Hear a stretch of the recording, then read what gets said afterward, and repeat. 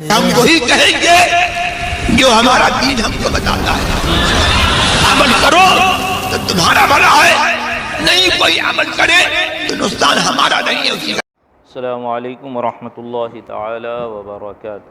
نحمده ونصلي ونسلم على رسوله الكريم اما بعد فاعوذ باللہ من الشیطان الرجیم بسم اللہ الرحمن الرحیم.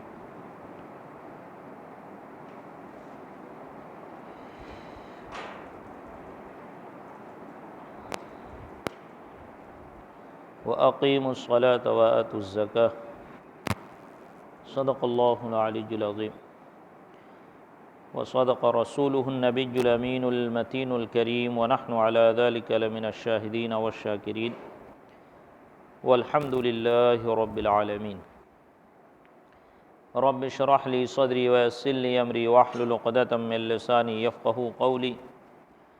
ان اللہ وملائکتہ یصلون علی النبی یا ایہا الذین آمنوا صلوا علیہ وسلموا تسلیما. اللہم صل علی سیدنا ومولانا محمد معدن الجود والکرم وآلہ وبارک وسلم صلاة وسلاما علیک یا رسول اللہ، صلاة وسلاما علیک یا حبیب اللہ، صلی اللہ تعالی علیک وبارک وسلم تسلیما دائما ابدا. عزیزان ملت اسلامیہ، رفیقان گرامی، آپ تمامی حضرات نے گزشتہ ہفتہ سنیچر کے روز نماز کے واجبات و سنن و مستحبات تمام کے تمام سماعت فرمائے. اب یہاں سے امامت کا بیان، اس کے کچھ ضروری مسائل جو امام اور مقتدی سے متعلق ہے، اس کے بعد انشاءاللہ جماعت کا بیان شروع ہوگا، یعنی جماعت سے متعلق کچھ ضروری مسائل بیان کیے جائیں گے. نماز کی امامت کا کیا مطلب ہے؟ تو فرمایا کہ نماز کی امامت کا مطلب یہ ہے کہ دوسرے کی نماز کا اس کی نماز کے ساتھ وابستہ ہونا، یعنی متعلق ہونا. امام جو نماز پڑھاتا ہے وہی نماز تو مقتدی پڑھتے ہیں نا، اور یہ اقتداء کی شرائط میں سے بھی ہے، انشاءاللہ وہ آگے آئے گا، بیان ہوگا. یہ ڈیفینیشن امامت کی، نماز کی امامت کی تعریف کیا ہے، اس کی ڈیفینیشن کیا ہے. تو فرمایا نماز کی امامت کا مطلب یہ ہے کہ دوسرے کی نماز کا اس کی نماز کے ساتھ وابستہ ہونا. امام کے لیے کتنی شرطیں ہیں؟ تو فرمایا بالغ مرد غیر معذور کے امام کے لیے 6 شرطیں ہیں. یعنی بالغ مرد غیر معذور کون ہو؟ مقتدی اگر بالغ ہے، مرد ہے اور غیر معذور ہے، کوئی عذر نہیں ہے اس مقتدی کو، تو اب ان مقتدیوں کا امام کون ہوگا؟ اس کی 6 شرطیں ہیں. اسلام پہلی، کہ مسلمان ہو، بلوغ یعنی وہ بالغ ہو، عاقل یعنی وہ عقل والا ہو، پاگل نہ ہو، مجنون نہ ہو، مرد ہو، اور پھر قراءت یعنی کہ قراءت پر قدرت رکھتا ہو، قراءت کرنے پر قادر ہو. قراءت کرنے پر قادر ہو سے کیا مطلب؟ مخارج و صفات کے ساتھ قراءت کے جو فرائض ہے اس پر قدرت رکھتا ہو اور معذور نہ ہو. اگر امام معذور ہے اور اس کے پیچھے پڑھنے والے غیر معذور ہیں تو پھر اب اس میں بعض صورتیں ایسی ہو جائے گی جس میں نماز مقتدیوں کی نہیں ہوگی. انشاءاللہ وہ مسئلہ بھی آگے آتا ہے. کیا نابالغوں کے امام کے لیے بالغ ہونا شرط نہیں؟ نابالغوں کے امام کے لیے بالغ ہونا شرط نہیں، بلکہ نابالغ بھی نابالغوں کی امامت کر سکتا ہے جب کہ وہ سمجھدار ہو، ہے نا. یہ صورت اکثر اب اس زمانے میں کب پیدا ہوتی ہے؟ رمضان میں. جو ہمارے چھوٹے بچے حفاظ ہوتے ہیں 10 سال کے، 11 سال کے، 12 سال کے، ابھی بالغ نہیں ہوئے ہیں وہ، اب وہ مصلی امامت پہ کھڑے ہو جائیں تو اولاً ان کو یہ دقت آتی ہے جو کم عمری میں حفظ کر لے جاتے ہیں. تو اور تراویح بہت اچھا ذریعہ ہے قرآن یاد رکھنے کا. سمجھ میں آئی بات؟ رمضان میں جتنی تلاوت حافظ کر لے جاتا ہے پورے سال میں نہیں کر پاتا ہے. رمضان میں جس طور پہ حافظ تلاوت کر لے جاتا ہے پورے سال میں اس طور پر نہیں کر پاتا ہے. سمجھ میں آئی بات؟ تو ایک اچھا طریقہ ہے قرآن یاد رکھنے کا، تو اس میں نابالغ بچوں کی جماعت کرا دی جائے، لیکن یہ کہ جو نابالغ امام ہے وہ سمجھدار ہو، سمجھ والا ہو، مسائل کو جانتا ہو، ہے نا، ٹھیک ہے، کم سے کم نماز اس کی درست ہو، حافظ ہے تو قرأت تو درست رہے گی، نماز اس کی درست ہو، کچھ امامت کے مسائل بھی جانتا ہو، پھر اسی کے ساتھ ساتھ ایسا نہ ہو کہ اس کے اندر بچپنا ہو کہ نماز وغیرہ میں معاذ اللہ مستی وغیرہ کرے، یہ سب، تو اس لیے فرمایا کہ سمجھ بھی رکھتا ہو۔ عورتوں کی امامت کے لیے مرد ہونا شرط نہیں، عورتوں کی امامت کے لیے مرد ہونا شرط نہیں، عورت بھی امام ہو سکتی ہے اگرچہ مکروہ ہے۔ اب دیکھیں یہ کیا شرعی معذور کی امامت کر سکتا ہے؟ معذور اپنے مثل یا اپنے سے زائد عذر والے کی امامت کر سکتا ہے، کم عذر والے کی امامت نہیں کر سکتا۔ اور اگر امام و مقتدی دونوں کو دو قسم کے عذر ہوں، مثلاً ایک کو ریاح کا مرض ہو، یعنی گیس کا مرض ہو، ریاح کا مرض، گیس کا نہیں، گیس کا ہونا مطلب ہے کہ پیٹ میں گیس بنتی ہے، لیکن یہ ریاح کا مرض ہے کہ اس کی ریاح خارج ہوتی ہے، گیس پاس ہوتے رہتی ہے نا، وضو سلامت نہیں رہتا۔ اور دوسرے کو قطرے آنے کا مرض ہو، جس کو سلسلے بول کہا جاتا ہے، اس کو قطرہ آتے رہتا ہے نا مستقل، مثانے کا جن کو پرابلم ہو جاتا ہے، یا مثانے کا جو آپریشن کرا لیتے ہیں تو پھر ان کو یہ دقت شروع ہو جاتی ہے قطرہ آنے کی۔ تو اب یہ دونوں معذور ہو گئے اگر شرعاً معذور ہے،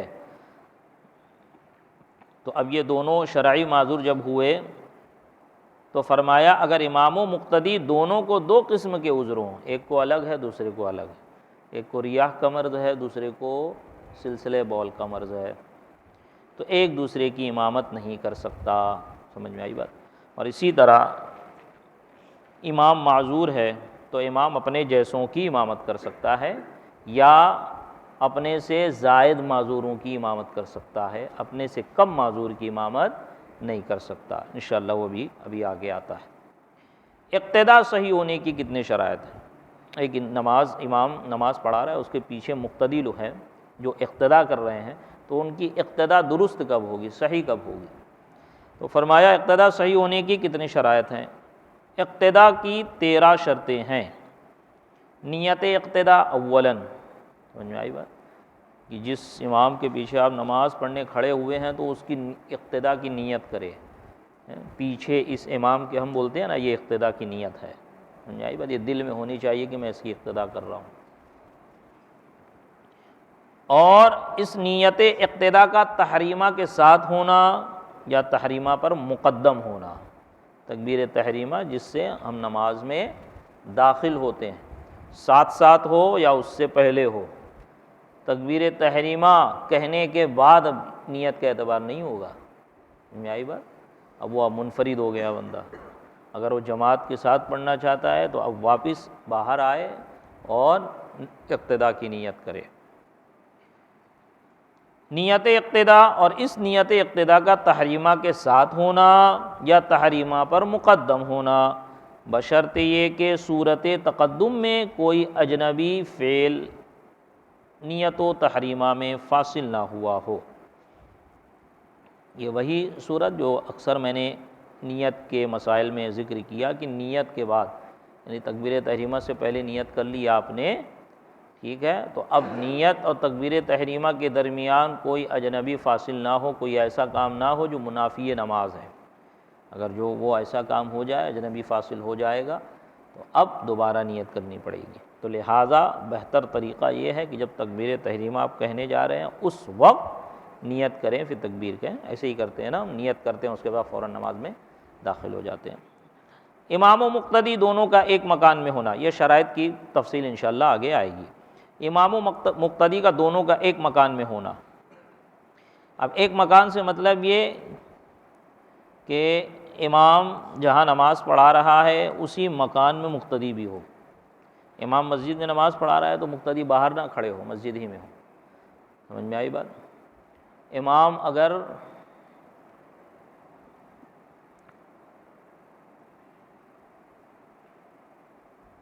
سواری پر نماز پڑھا رہا ہے تو اسی سواری پر وہ بھی ہو، امام اگر مسجد کی جماعت خانے میں نماز پڑھا رہا ہے تو مسجد سے باہر نہ ہو، بندہ مسجد کے اندر ہو۔ سمجھ میں آئی بات؟ ہاں، یہ اقتدا کی بات ہو رہی ہے۔ اب جب تعداد زیادہ ہو جائے گی، مسجد فل ہو جائے گی، اور اس کے بعد جو ہے مقتدی اوپر نیچے کی طرف بڑھیں گے، تو اس میں شرط یہ ہے کہ اس وقت ان تمام لوگوں کی نماز ہوگی جبکہ امام کی حالت ان پر منکشف ہو۔ سمجھ میں آئی؟ امام رکوع میں گیا، امام سجدے میں گیا، یہ معلوم ہو انہیں مکبرین کے ذریعے یا تکبیر کے ذریعے، امام کی حالت مجہول نہ ہو۔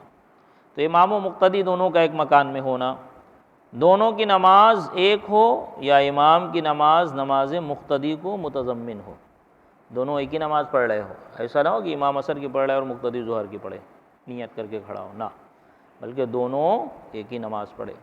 یا پھر یہ کہ امام کی نماز مقتدی کی نماز کو متضمن ہو۔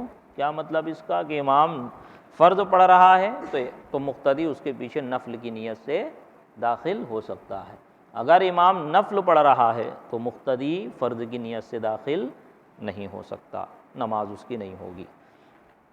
ہاں، اگر امام فرض پڑھ رہا ہے تو مقتدی پیچھے اس کے کھڑے ہو کے نفل کی نیت سے پڑھ سکتا ہے۔ جیسے ظہر میں کوئی آیا، وہ فرض پڑھ لیا ہے، اس کو یہ ایسا محسوس ہوا کہ فرض جماعت ہو چکی ہے، اس نے فرض پڑھ لیا، یا گھر سے بھولے سے پڑھ کے آ گیا، تو اب جہاں جماعت ہو رہی ہے تو کیا کریں؟ تو فرمایا شامل ہو جائے نفل کی نیت سے، لیکن فجر اور عصر میں نفل کی اجازت نہیں ہے۔ امام کی نماز مذہب مقتدی پر صحیح ہونا، سمجھ میں آئی بات؟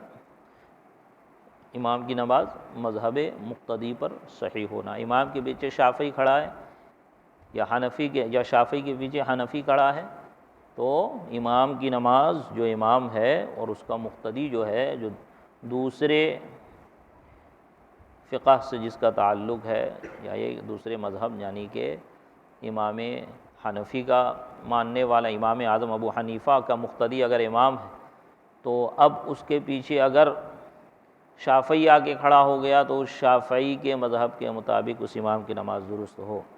امام شافعی ہے اور پڑھنے والے حنفی ہے تو ان حنفی کے مطابق اس امام کی نماز درست ہو۔ سمجھ میں آئی بات؟ امام و مقتدی دونوں کا اسے صحیح سمجھنا، یعنی امام اور مقتدی دونوں اس نماز کو صحیح سمجھ رہے ہیں۔ یہ انشاءاللہ مسئلہ آگے میں سمجھاتا ہوں۔ عورت کا محاذی نہ ہونا،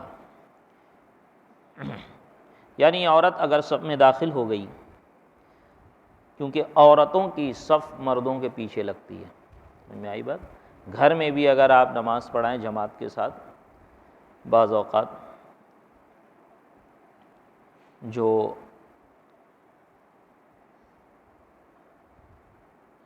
اس مسائل سے واقفیت رکھتے ہیں ان کے گھروں میں بعض اوقات جماعت اس طرح ہو جاتی ہے، تو جماعت جب گھر میں ہو، گھر والے ہوں، تو اس وقت عورتیں پیچھے کھڑی ہو جائیں۔ سمجھ میں آئی بات؟ مسجد میں حضرت عمر فاروق رضی اللہ تعالیٰ عنہ کے زمانے سے عورتوں کا مسجد میں آنا ممنوع قرار دے دیا گیا۔ اب اگر عورت محاذی ہو جائے گی، محاذی کا کیا مطلب؟ کہ اس عورت کے آزو بازو مرد ہو یا اس کے پیچھے صف ہو، تو یہ محاذی ہونا ہوا۔ جب عورت کے محاذی ہو جائیں گے تو جو اس عورت کے آزو بازو اگل بغل دائیں بائیں جو کھڑے ہیں ان کی نماز نہیں ہوگی، جو اس عورت کے پیچھے ہیں ان کی نماز نہیں ہوگی، چاہے وہ آپ کے گھر کی مستورات ہی کیوں نہ ہو۔ اگر گھر میں بھی امام جماعت کرائیں، عورتیں کھڑی ہو رہی ہوں، تو عورتوں کی صف سب سے پیچھے رکھیں کہ مرد سب کھڑے ہو جائیں، اس کے بعد عورتوں کو کھڑا کیا جائے۔ اگر عورتوں کی پوری صف ہی ہو اور اس کے پیچھے مردوں کی صف ہو، تو جتنی سب پیچھے ہیں کسی کی نماز نہیں ہوگی۔ سمجھ میں آئی بات؟ اس کو کہتے ہیں محاذی ہونا۔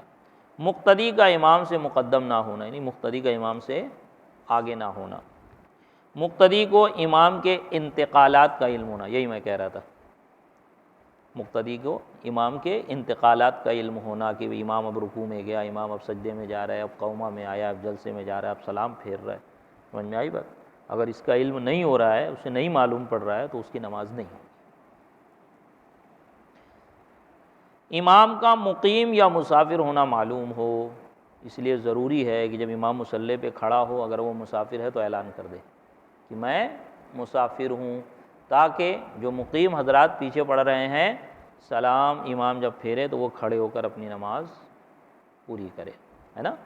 وہ ظہر پڑھائے گا تو 2 رکعت پہ سلام پھیر دے گا، عصر پڑھائے گا تو 2 رکعت پہ سلام پھیر دے گا، عشاء پڑھائے گا تو 2 رکعت پہ سلام پھیر دے گا۔ تو جو مقیم ان کے پیچھے اس کے پیچھے نماز پڑھ رہے ہیں وہ لوگ پھر کھڑے ہوں گے، وہ سلام پھیر کے باہر ہو جائے گا، وہ قیام کریں گے اور اپنی باقی کی 2 رکعت پوری کریں گے، اس میں کچھ قرأت نہیں کریں گے، خاموش کھڑے رہیں گے سورہ فاتحہ کے مقدار، پھر رکوع سجدہ کریں گے، ایسی 2 رکعت پڑھ کے اپنی نماز مکمل کریں گے۔ اگر مسافر امام ہے، اس نے نماز سے پہلے اعلان نہیں کیا تو سلام پھیرنے کے بعد اعلان کر دے تاکہ لوگوں کو معلوم ہو جائے اور اپنی نماز مکمل کر لیں۔ ارکان کی ادا میں شریک ہونا، ارکان کی ادا میں مقتدی امام کے مثل ہو یا کم۔ ارکان کی ادا میں شریک ہونا یعنی امام جب رکوع کرے تب رکوع کرے، امام جب سجدہ کرے تب سجدہ کرے، یہ ارکان کی ادا میں شریک ہونا۔ ارکان کی ادا میں مقتدی امام کے مثل ہو یا کم۔ ارکان رکن ادا کرنے میں یعنی کہ امام سجدہ رکوع سجدہ پر قادر ہو، رکوع سجدہ پر قادر ہو اگرچہ بیٹھ کے، اگر بیٹھ کے وہ رکوع سجدہ کر سکتا ہے تو یہ شریک ہو گیا، دونوں رکوع سجدہ کر رہے ہیں، وہ کھڑے ہو کے کر رہا ہے رکوع، باقی سجدہ اپنی حیت پہ کر رہا ہے، یہ بیٹھ کے کر رہا ہے رکوع۔ لیکن اگر امام اشارے والی نماز پڑھ رہا ہے یا پڑھا رہا ہے اور مقتدی رکوع سجدے پہ قادر ہے تو اب اقتداء صحیح نہیں، سمجھ آئی بات۔ ارکان کی ادا میں مقتدی امام کے مثل ہو یا کم ہو، زیادہ نہ ہو، یا تو اس کی طرح ہو یا اس سے کم ہو۔ شرائط میں مقتدی کا امام سے زائد نہ ہونا، یہ جو شرائط ہے مقتدی کا امام سے زائد نہ ہونا، انشاءاللہ مزید شرائط آگے آئیں گی، وہاں بھی کچھ مسئلے مذکور ہوں گے۔ یعنی کہ جو شرطیں یہاں پر ذکر کی گئی ہے، اسلام، بلوغ، عاقل ہونا، مرد ہونا، قرأت معذور نہ ہونا، ان سب میں امام مقتدیوں سے زائد ہو، مقتدی امام سے زائد نہ ہو۔ اگر مقتدی امام سے زائد ہے تو اس مقتدی کی نماز نہیں ہوگی، سمجھ میں آئی بات۔ جیسے کہ میں نے بتایا ابھی عذر والی مثال، اور دوسری مثال یہ کہ امام کی قرأت سے بہتر اس کی قرأت ہے، امام فرائض قرأت سے واقفیت نہیں رکھتا یا مخارج و صفات صحیح طور پر ادا نہیں کر رہا ہے، سمجھ میں آئی؟ اگر اس کی نماز، اگر اس سے معنی فاسد ہو رہے ہیں تو وہ امامت کے لائق ہی نہیں، یہ چیز۔ لیکن اگر کسی وصف میں زائد ہو امام سے تو اب اس شخص کی نماز نہیں ہوگی۔ ہاں لیکن یہاں پر ایک مسئلہ یہ بھی ہے کہ جو امام معین و متعین ہے، جیسے کہ آج زمانے میں ہوتا ہے کہ ایک امام متعین کر دیا جاتا ہے کہ ہماری مسجد میں یہی نماز پڑھائیں گے اور ان کو تنخواہ پہ رکھ لیا جاتا ہے نا۔ اب اگر وہ امام معین و متعین ہے اور وہ لائق امامت ہے تو اب اگر اس سے افضل بھی اس کے پیچھے آ جائے گا تو وہ بھی نماز پڑھ سکتا ہے، ٹھیک، یہ چیز۔ لیکن شرائط میں برابر ہونا چاہیے یا اس سے افضل ہونا چاہیے، شرائط میں کمی ہوگی تو پھر نماز نہیں ہوگی۔ حنفی شافعی کی اقتداء کب کر سکتا ہے؟ حنفی شافعی کی اقتداء کب کر سکتا ہے، یا یہ کہہ لو کہ شافعی حنفی کی اقتداء؟ ہمارے یہاں تو یہ لازم ہے کہ بھائی اس کو معلوم ہو، امام پر یہ ذمہ داری ہے کہ وہ اپنے پیچھے شوافع یا مالکی حنبلی پڑھنے والوں کی رعایت کرے، یہ امام پر واجب ہے۔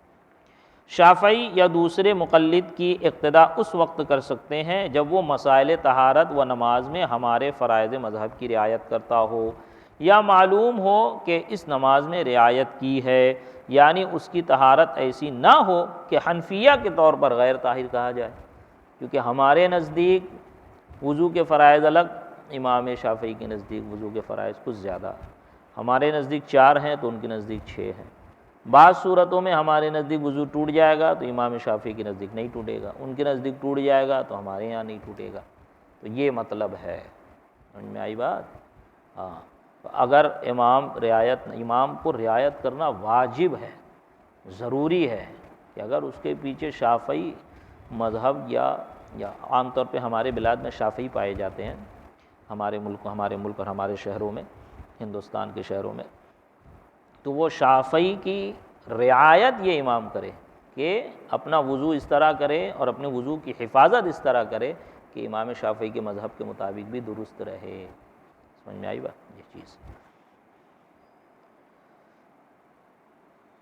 نہ نماز اس قسم کی ہو کہ ہم اسے فاسد کہیں، پھر بھی حنفی کو حنفی کی اقتداء افضل ہے، اور اگر معلوم نہ ہو کہ ہمارے مذہب کی رعایت کرتا ہے، نہ یہ کہ اس نماز میں رعایت کی ہے، تو جائز ہے مگر مکروہ، اور اگر معلوم ہو کہ اس نماز میں رعایت نہیں کی ہے تو باطل محض۔ سمجھ میں آئی بات؟ اکثر ممبئی کے میں جو ٹریولنگ کرتے ہیں ان کو یہ معاملات پیش آتے رہتے ہیں، جو بالخصوص مخدوم ماہمی علیہ رحمہ کے یہاں حاضری دینے جاتے ہیں تو وہاں کا مصلی شافعی ہے۔ سمجھ میں آئی بات؟ ہاں، وہاں کا جو حوض ہے وہ مطابق حنفی ہے، کیونکہ غالباً مجھے یاد ہے ہاں وہ حوض حنفی ہے۔ اس حوض کو مفتی محمود اختر صاحب قبلہ سے پوچھ کر ہی ان لوگوں نے بنایا، تو حضرت نے یہی مشورہ دیا کہ اس کو پورا 10 دردہ کرو، 100 ہاتھ کرو، تاکہ شافعی کا وضو تو ہوگا ہی ہوگا، حنفی کا بھی وضو ہو جائے، کیونکہ یہاں حنفی آتے رہتے ہیں تو وہاں آپ بلا خوف و خطر وضو کر سکتے ہیں۔ ٹھیک ہے، رہی بات امام صاحب کی اور مصلی کی، تو میرے علم میں اب تک جو ہے وہ یہی ہے کہ وہاں کا مصلی شافعی ہے، امام شافعی۔ ٹھیک ہے، تو اب وہاں اگر جائے سلام دعا ہو تو حضرت سے پوچھ لیں حضرت رعایت کرتے ہیں کہ نہیں کرتے ہیں، نہیں اگر یا آپ کو لگ رہا ہے کہ بہتر نہیں لگ رہا ہے تو آپ دیکھیں کہ اگر آپ کو نہیں معلوم ہے کہ امام رعایت نہیں کیا ہے کہ نہیں، آپ کو علم نہیں ہے، یا یہ کہ اس نماز میں کیا ہے کہ نہیں یہ نہیں معلوم ہے، تو اس کے پیچھے نماز پڑھ لیں گے تو مکروہ ہے، اور اگر معلوم ہے کہ اس نے رعایت نہیں کی ہے تو آپ کی نماز نہیں ہوگی۔ اس لیے ائمہ حضرات کو یہ بالخصوص احتیاط کرنا چاہیے، یہ واجب ہے عند الاحناف، اور میں سمجھتا ہوں عند الاحناف کیا ہر مذہب کے مطابق واجب ہونا چاہیے کہ اس کے پیچھے دوسروں کی نماز ہو جائے۔ اگر سنت پر عمل کرتے ہوئے کوئی حنفی امام وضو کرے گا تو اس کا وضو تمام ائمہ کے مذہب کے مطابق درست ہو جائے گا۔ سمجھ میں آئی بات؟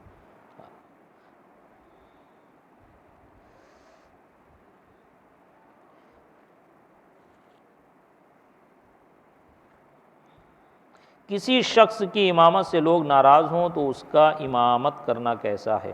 جس شخص کی امامت سے لوگ کسی وجہ شرعی سے ناراض ہوں، کسی شرعی وجہ سے ناراض ہوں تو اس کا امام بننا مکروہ تحریمی ہے، اور اگر ناراضی کسی شرعی وجہ سے نہ ہو تو کراہت نہیں، بلکہ اگر وہی حق ہو تو اسی کو امام ہونا چاہیے۔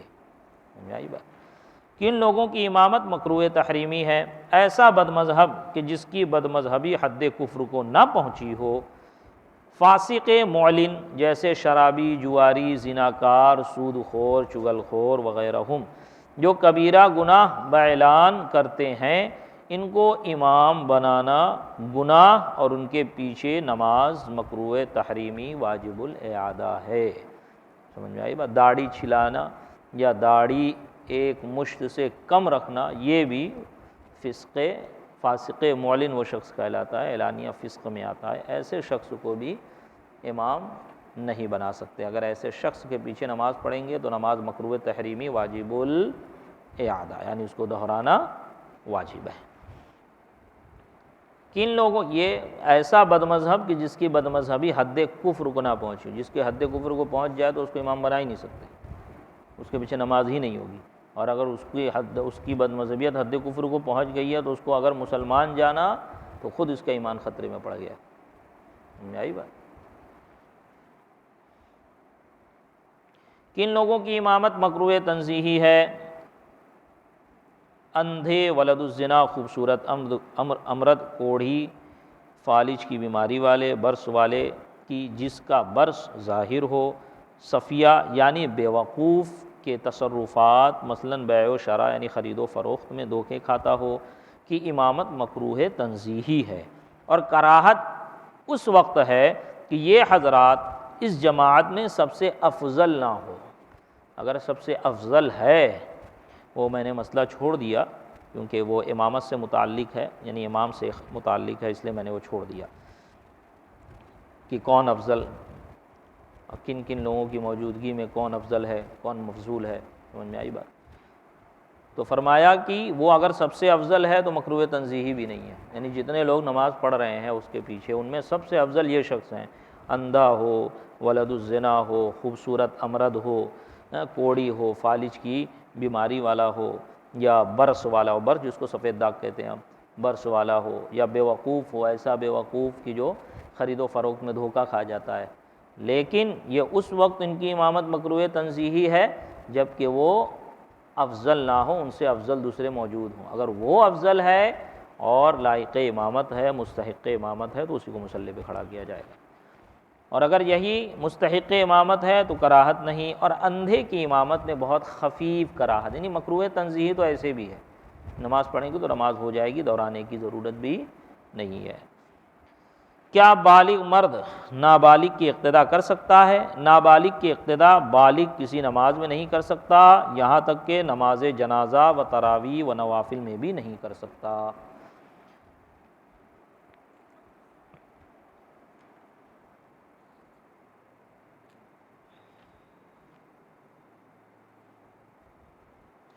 امی کی اپنی نماز کا کیا حکم ہے؟ امی جانتے ہیں، امی کا مطلب ہوتا ہے ان پڑھ، جاہل، لیکن یہ امی نبی پاک صلی اللہ علیہ وسلم کا جو لقب اور صفاتی نام ہے، اس کا معنی یہ ہے کہ آپ کا کوئی استاد نہیں ہے۔ معاذ اللہ وہاں جاہل مراد نہ لینا، یہ غلطی نہ کرنا کبھی، وہاں مراد یہ ہے کہ آپ امی ہیں، یعنی بغیر پڑھے لکھے آپ کو سب کچھ آتا ہے، آپ کو اللہ تبارک و تعالیٰ، انسانوں میں آپ کا کوئی استاد نہیں ہے۔ امی پر واجب ہے کہ رات دن کوشش کرے یہاں تک کہ بقدر فرض قرآن مجید یاد کر لے، ورنہ عند اللہ معذور نہیں ہے۔ میں نے قرأت میں بھی یہ مسئلہ بیان کیا تھا کہ کتنا قرآن یاد کرنا فرض ہے، کتنا قرآن یاد کرنا واجب ہے۔ قرأت کے مسائل آپ یوٹیوب پہ جا کر چینل پہ سماعت کر سکتے ہیں۔ اور دیکھیں یہ مسئلہ غور سے سنیں، اکثر ہماری مساجد میں ایسی حالت میں لوگ ہوتے ہیں کیا، اور جس سے حروف صحیح ادا نہیں ہوتے اس پر واجب ہے کہ تصحیح حروف میں رات دن پوری کوشش کرے، اور اگر صحیح خواں کی اقتداء کر سکتا ہو، یعنی صحیح پڑھنے والے کی اقتداء کر سکتا ہو تو جہاں تک ممکن ہو اس کی اقتداء کرے، یا وہ آیتیں پڑھے جس کے حروف صحیح ادا کر سکتا ہو، اور یہ دونوں صورتیں ناممکن ہوں تو زمانہ کوشش میں اس کی اپنی نماز ہو جائے گی۔ جو بندہ ابھی قرأت سیکھ رہا ہے، قرأت درست کر رہا ہے، تو اس زمانے میں جو نماز پڑھے گا اس کی ہو جائے گی۔ سمجھ میں آئی بات؟ ہاں، لیکن اگر کوشش نہیں کیا، چھوڑ دیا، اور قرأت اس کی درست نہیں ہے اور معنی فاسد ہو جا رہے ہیں، تو اب اس کی خود کی نماز نہیں ہوگی۔ اور اپنے مثل دوسرے کی امامت بھی کر سکتا ہے، یعنی وہ شخص جو ابھی زمانہ کوشش میں قرأت درست کر رہا ہے تو اپنے مثل کی جیسے وہ ہے اسی طرح کے لوگوں کی امامت کر سکتا ہے، اس سے بہتر اگر کوئی آ گیا تو امامت نہیں کر سکتا، اب نماز نہیں ہوگی اس کی جو پیچھے کھڑا ہے۔ آج کل عام لوگ اس میں مبتلا ہیں کہ غلط پڑھتے ہیں اور کوشش نہیں کرتے، ان کی نمازیں خود باطل ہیں، امامت درکنار۔ سمجھ میں آئی بات؟ امامت درکنار۔ کبھی کوئی حادثہ پیش آ گیا، کورونا جیسا پھر ماحول ہو گیا، اللہ نہ کرے یہ نوبت کبھی آئے، تو پھر ہم گھروں میں نماز پڑھنے کے پابند ہو جائیں گے، تو بتائیں ابھی کورونا کا جو عرصہ گزرا ہے اس دوران لوگ اپنے گھروں میں امامت کر رہے تھے، تو بتائیں کس کی نماز درست تھی، کس کی قرأت درست تھی؟ اب جس کی قرأت درست نہیں تھی تو بتائیں خود کی اس کی نماز نہیں ہو تو اس کی اقتداء میں جو نماز پڑھیں گے ان کی نماز کیا ہوگی؟ سمجھ میں آئی بات؟ تو یہ فرض، یہ فرائض علوم ہے، ہر مسلمان پہ فرض ہے۔ اسی لیے بارہا میں کہتا ہوں ڈاکٹر انجینئر بننا فرض نہیں ہے، لیکن یہ علوم جو آپ 2 مہینے میں حاصل کر لیں گے، زیادہ سے زیادہ 6 مہینہ۔ اگر بندہ جوان ہے تو 2 مہینہ بہت ہے، یعنی نوجوان ہے، بچہ ہے، نوجوان ہے، 20 22 25 کا ہے، 30 کا بھی اگر ہے، یہ زبان ٹوٹنے کی عمر ہے یہ۔ اور اگر وہ 40 45 کا بھی ہے لیکن پڑھنے لکھنے سے اس کا تعلق رہتا ہے، وہ جلدی ایکسیپٹ کر لیتا ہے، کیچ اپ کر لیتا ہے، تو بھی اس کو 2 ڈھائی مہینہ لگے گا، بس حد ہے۔ مخارج و صفات درست کرنا، نماز کے مسائل، اپنی نماز درست کر لو، پھر اس کے بعد نماز میں جو مزید مسائل پیدا ہوتے جائیں وہ پوچھتے جاؤ۔ ایسا نہیں کہ 2 مہینے میں سارے آپ کو مسائل نماز یاد ہو گئے، نہیں بھائی، نماز کے بہت سے مسائل ہیں۔ آج بھی کچھ ایسا مسئلہ آ جاتا ہے تو مفتی کو ایک مرتبہ سوچنا پڑتا ہے، پھر کتاب دیکھنا۔ ہاں، جو ماہر مفتی ہوتا ہے، جو دارالفتہ میں بیٹھا ہے، جس کے پاس مسائل آ رہے ہیں، وہ پھٹ سے جواب دے دیتا ہے۔ سمجھ میں آئی بات؟ ابھی ہمارے بھیونڈی میں ہی ایک مسئلہ اٹھا، کسی مبلغ نے بیان کر دیا کہ سنت کی بھی قضا ہے، اور اس میں واویلا مچ گیا کہ آج تک فرض کی قضا سن رہے تھے، اب سنت کی قضا، یعنی کہ اگر 10 سال سے بندہ نماز نہیں پڑھا ہے تو فرض کے ساتھ ساتھ 10 سال کی سنت کی بھی قضا کرے۔ تو اتفاق سے مفتی محمود اختر صاحب بھی تھے، میں بھی تھا، تو ہمارے سامنے مسئلہ آیا تو حضرت نے فرمایا کہ سنت کی قضا نہیں ہے۔ پھر بتایا مسئلہ کیا ہے، وہ مسئلہ کئی بار میں آپ لوگوں کو بتا چکا ہوں کہ اگر سنت قبلیہ، یعنی ایسے ظہر ابھی پڑھ رہے ہیں آپ، تو اس سے پہلے کی 4 رکعت سنت پڑھے نا، اگر وہ 4 رکعت آپ کی چھوٹ گئی، آپ جماعت میں شریک ہو گئے تو وہ قضا ہوئی، اس معنی میں قضا ہے۔ اب اس کو آپ ادا کر سکتے ہیں جب تک ظہر کا وقت ہے،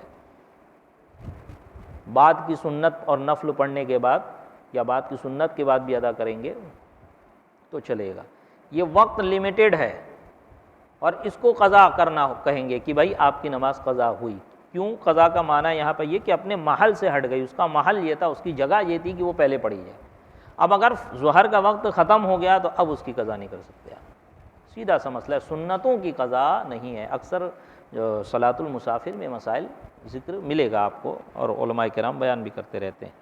تو مسئلہ یہ ہے کہ اس طرح کے جو مسائل ہوتے ہیں، دقیق مسائل، یا پھر شاذ و نادر بندہ جو عام طور پر جو عامی آدمی ہے جس کا اس سے الحاق ہوتا رہتا ہے، ایسا معاملہ ہوتے رہتا ہے اس کے ساتھ، تو بھائی وہ اس وقت علماء کی طرف رجوع کرے، نہ کہ جہالت پر ہٹ درمی کرے کہ ہم نے کبھی ایسا سنا ہی نہیں، ہم نے کبھی دیکھے نہیں۔ بھائی کتنا تو نے سنا ہے، نماز کے اتنے مسائل ہیں، اتنے شکیں ہیں کہ میں نے شروع میں بھی بتایا کہ جب درس شروع کیا تھا کہ بہار شریعت میں 2 حصہ پورا نماز سے متعلق ہے، بلکہ 3 حصہ بھی کہا جائے، 2 حصہ، ہاں 2 حصہ پورا نماز سے متعلق ہے، کیونکہ طہارت کا خود اتنے مسائل ہیں، طہارت نماز کی شرطوں میں سے آتی ہے نا، سمجھ میں آئی بات؟ ہاں اب یہ ہے نا، بعض لوگوں کا مسئلہ یہ ہوتا ہے، یہ ایک دم حقیقت بات ہے کہ وہ ڈرتے ہیں کس بات سے، کہیں ایسا نہ ہو کہ معلوم ہو جائے کہ ہماری نماز درست نہیں ہو رہی۔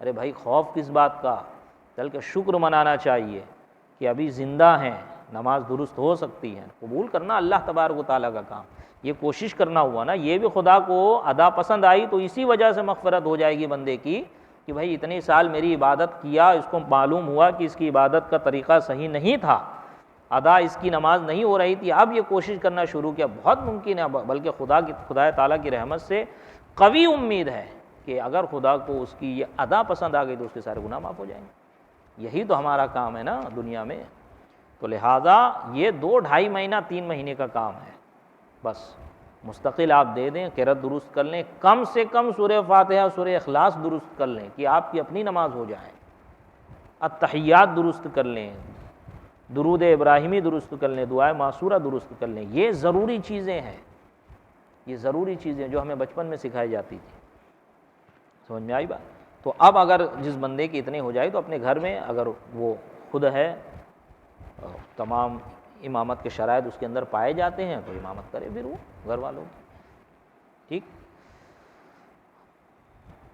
تو جو کوشش نہیں کرتے اور ایسے ہی نماز پڑھ رہے ہیں، ان کی قرأت درست نہیں ہے، اگر معنی فاسد ہو جائے گا تو نماز فاسد۔ مکروہ تحریمی واجب الاعادہ کا سوال ہی نہیں ہے، ادھر سرے سے نماز ہی نہیں ہوگی، سن لیجئے، اور یہ شریعت کا مسئلہ ہے۔ اب دیکھیں، یہ مختصر انداز میں آپ کو بتا دوں 2 منٹ میں، جو شروع میں آپ کو کچھ باتیں سمجھ میں نہیں آئی ہوگی۔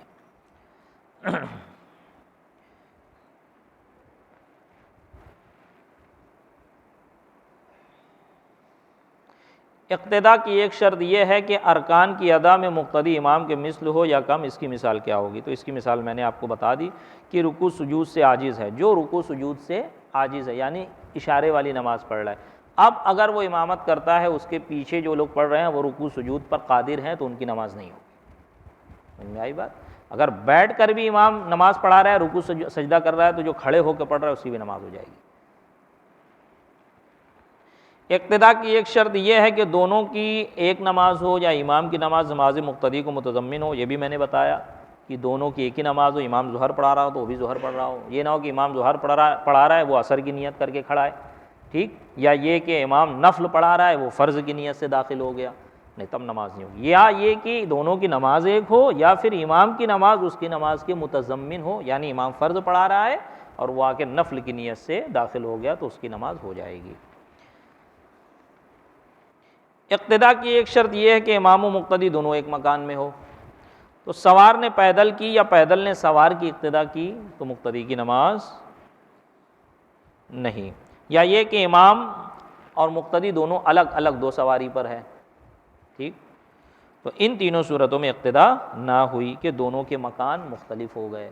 یا ایک مثال اس کی یہ لے لیجئے آپ کہ مسجد چھوٹی ہے، ٹھیک، مسجد کا جو یا یہ کہ دو کمرہ ہے، ایک کمرے میں امام کھڑا ہے، اب وہ مقتدی جا کے دوسرے کمرے میں اس کی اقتداء کر رہا ہے، مسجد فل نہیں ہے، یہاں صرف دو کی بات ہو رہی ہے، امام و مقتدی کی بات ہو رہی ہے، سمجھ میں آئی؟ ہاں جب تعداد بڑھے گی تو اس کا مسئلہ ذرا الگ ہے، انشاءاللہ وہ جماعت میں آئے گا، اگلے ہفتے جماعت میں انشاءاللہ وہ بیان کروں گا میں، اگر نہیں آیا تو میں بیان کر دوں گا کہ جیسے امام یہاں، میں یہاں کھڑا ہوں تو کوئی وہاں جا کے میری اقتداء کرے، سمجھ میں آئی بات؟ اتنے فاصلے پہ، یہ مکان پورا ایک مکان ہے، یہ مکان الگ ہے، یہ محراب ہے، سمجھے، یہ پوری مسجد ہے، یہ مکان الگ ہے، وہ اور یہ یہاں سے وہاں تک کا مکان الگ ہے۔ اگر امام اس میں کھڑا ہو جائے گا، نہیں یہ دونوں مکان ایک ہے، لیکن یہ محراب کا جو مسئلہ ہے اس میں یہ ہے کہ محراب کے باہر امام کھڑا ہو، یہاں کھڑا ہو، رکوع سجدہ محراب میں کرے، اگر محراب میں کھڑا ہو جائے گا تو غالباً مکروہ تنزیہی ہے، مکروہ تحریمی نہیں ہے۔ مکان سے مراد یہ کہ مکان ہی مختلف ہو، امام یہاں نماز پڑھا رہا ہے تو وہ باہر جا کے، کیونکہ مسجد کے باہر وہ دوسرا مکان ہو گیا۔ جیسے سواری، ٹھیک، کہ ایک سواری پہ امام ہے، جو سواری چاہے جو ہو، گاڑی ہو، گھوڑا ہو، ٹرین ہو، لیکن رکی ہوئی ہو، ٹھیک، ایک سواری پہ امام ہے، دوسری سواری پہ دوسرا مقتدی ہے، تو اب مکان بدل گیا۔ مکان کی اور بھی مثال مل جائے گی باہر شریعت میں نے اس پہ بھی درس دیا انشاءاللہ، اس میں دیکھ لوں گا میں۔ اب یہاں پر جو انہوں نے مثال دی ہے وہ سواری والی، کہ اگر دونوں ایک سواری پر ہوں، اگر دونوں الگ الگ سواری پر ہے تو اقتداء صحیح نہیں، اور اگر دونوں ایک سواری پر ہوں تو پیچھے والا اگلے والے کی اقتداء کر سکتا ہے کہ مکان ایک ہے، یہاں مکان نہیں، مکان بدلے گا تو اب اقتداء نہیں ہو سکتی، امام اور مقتدی کا ایک ہی مکان میں ہونا شرط ہے۔ اسی لیے یہ بتایا جاتا ہے جب تعداد زیادہ ہو جائے، جیسے جمعہ میں ہوتی ہے، کچھ لوگ وہاں کھڑے ہو گئے، کچھ اوپر کھڑے ہو گئے، ہے نا، اوپر دوسرے مالے تیسرے مالے پہ، تو انتقالات امام جو رکوع سجدہ کر رہا ہے وہ انتقالات امام کا علم ان کو ہونا چاہیے، اگر نہیں ہوگا تو اقتداء صحیح نہیں ہوگی۔ اسی طرح میدان یا مسجد کبیر میں، مسجد کبیر جیسے مسجد حرام، مسجد نبوی، مسجد اقصیٰ، ٹھیک ہے، اس طرح دوسری مساجد بھی اگر اتنی بڑی ہوں تو وہ بھی مسجد کبیر میں شمار ہوں گی غالباً۔ میں نے کہیں پڑھا تو نہیں ہے، ایک مفتی صاحب کے حوالے سے میں نے سنا، وہ بتا رہے تھے کہ 64 جس مسجد کے میں 64 پلر ہو، جماعت خانے میں 64 پلر ہو، وہ مسجد کبیر میں آتی ہے۔ تو مسجد کبیر اور میدان میں امام و مقتدی کے درمیان اتنا چوڑا راستہ جس میں بیل گاڑی گزر سکے تو اقتداء نہیں ہو سکتی، یعنی امام یہاں کھڑا ہے، مقتدی وہاں کھڑا ہے اور ایک بیل گاڑی گزر سکتی ہے، یہ مسجد کبیر، یہ مسجد کبیر نہیں ہے۔ ہندوستان میں غالباً کہیں مسجد کبیر ہے کہ بھی نہیں، یہ میرے علم میں نہیں ہے اور کہیں پڑھا بھی نہیں، سمجھے۔ تو مسجد کبیر جیسے میں نے مثال دی، مسجد اقصیٰ، مسجد حرام، مسجد نبوی، یہ مسجد کبیر ہے، سمجھ میں آئی بات۔ اور میدان، جیسے ہم میدان میں نماز پڑھتے ہیں، ٹھیک ہے، اور میدان میں اگر امام نماز پڑھا رہا ہے تو امام اور مقتدی کے درمیان یا دو صفوں کے درمیان اتنا گیپ ہو گیا کہ ایک بیل گاڑی گزر جائے گی، تو اب ان لوگوں کی اقتداء درست نہیں۔ امام کا مکمل محراب کے اندر کھڑے ہو کر امامت کروانا کیسا؟ امام مسجد کا مکمل طور پر محراب کے اندر بلا ضرورت کھڑا ہونا، یوں کہ پاؤں بھی محراب کے اندر ہو، مکروہ تنزیہی، سمجھ میں آئی بات۔ اس لیے امام محراب کے باہر کھڑے ہوتے ہیں، رکوع سجدہ محراب کے اندر کرتے ہیں، اس میں کوئی کراہت نہیں ہے، یہ مکروہ تنزیہی ہے۔